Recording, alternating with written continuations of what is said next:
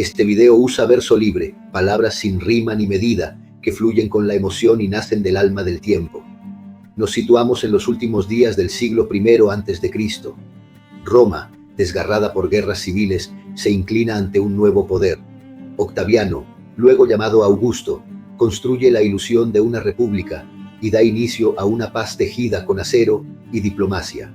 Este es el amanecer de la Pax Romana, una era de orden, control y estabilidad, donde el imperio late bajo la sombra de un solo hombre.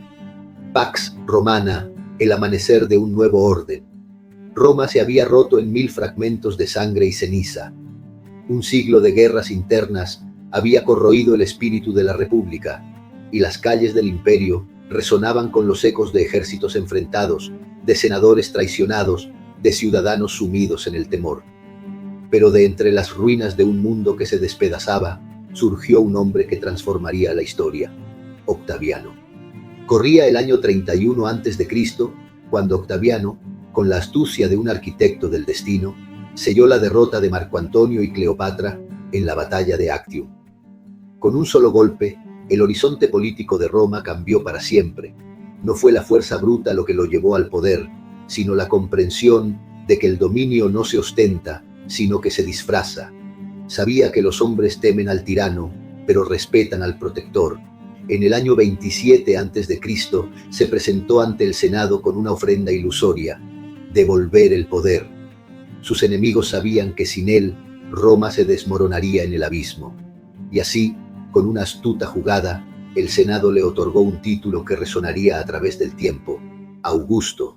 No un rey, no un dictador, sino el princeps, el primero entre iguales, el guardián de un imperio en ruinas. Desde el mármol de sus palacios hasta los confines de sus legiones, Augusto reescribió el destino de Roma. Su poder era absoluto, pero su mano se mostraba leve. Mantuvo las apariencias republicanas, dejó que el Senado jugara su teatro político, permitió que los ciudadanos creyeran en la ilusión de una Roma libre. Pero cada provincia conquistada, cada magistrado elegido, cada ley promulgada, llevaba su sombra. El imperio respiraba en calma.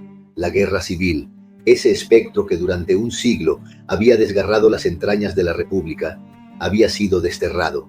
Y así nació la Pax Romana, una paz tejida con acero y diplomacia, con promesas y amenazas veladas, una paz que no era más que una tregua entre los hombres y el destino.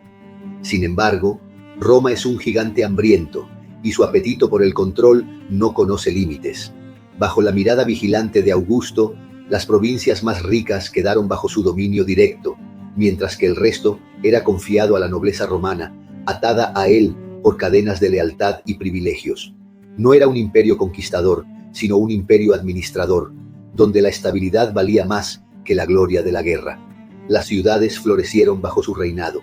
Carreteras de piedra serpenteaban como venas por todo el imperio, llevando no solo soldados, sino comercio, ideas y cultura.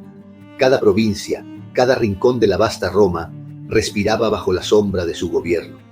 Desde las orillas del Éufrates hasta las costas de Britania, se erigieron templos, teatros y mercados en su honor, pues Augusto no solo gobernó con la espada, sino con la palabra y la promesa de un futuro sin guerras. Pero, ¿puede un hombre sostener sobre sus hombros el peso de un mundo? Augusto lo intentó. Sin embargo, la eternidad no pertenece a los mortales, y un día su mirada se volvió hacia el futuro. No tenía un hijo varón que heredara su legado. Su única hija, Julia, no traería consigo el linaje de un emperador. Y así, el destino de Roma pendía de un hilo invisible.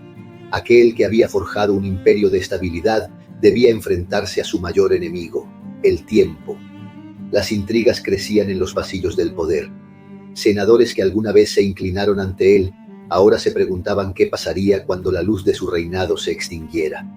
La estabilidad de Roma descansaba en un equilibrio delicado, una danza entre la ilusión de la república y el dominio de un solo hombre.